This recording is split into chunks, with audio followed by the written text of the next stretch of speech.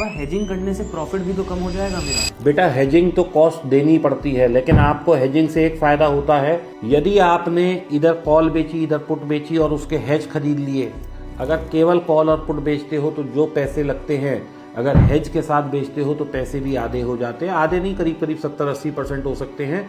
यानी कि अगर मेरे को 10 लॉट बेचने हैं और मैं हेज कर देता हूं तो मेरी कॉस्ट तो थोड़ी सी हेजिंग के लिए जाएगी, लेकिन मैं उसी पैसे से, बचे हुए पैसे से क्वांटिटी भी तो बेटा डबल कर लूंगा, तो हेजिंग की कॉस्ट अपने आप को जस्टिफाई कर देती है। This is one.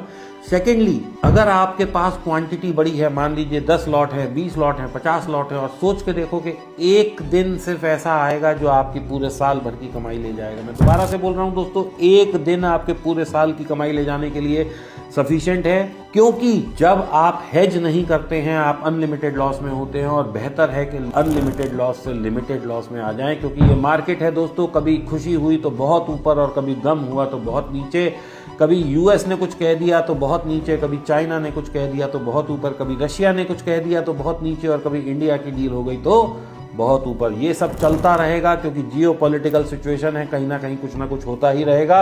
लेकिन इंपॉर्टेंट क्या है? इंपॉर्टेंट ये है कि आप अपनी सुरक्षा करें।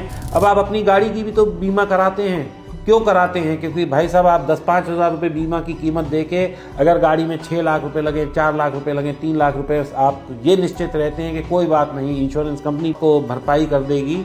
इसी तरीके से दोस्तों, जिस दिन बहुत बड़ी कोई गिरावट या बहुत तेज एकदम से उछाल आएगा तो ऐसा ना हो कि आपका अकाउंट वाइप ऑफ हो जाए। इससे बेहतर है बीमा ले लीजिए, क्योंकि accidents don't come with pre notice. और इस रील को दोस्तों सेव कर लीजिए और अपने दोस्तों के साथ शेयर कर दीजिए, क्योंकि ये बहुत ज्ञान की बात है।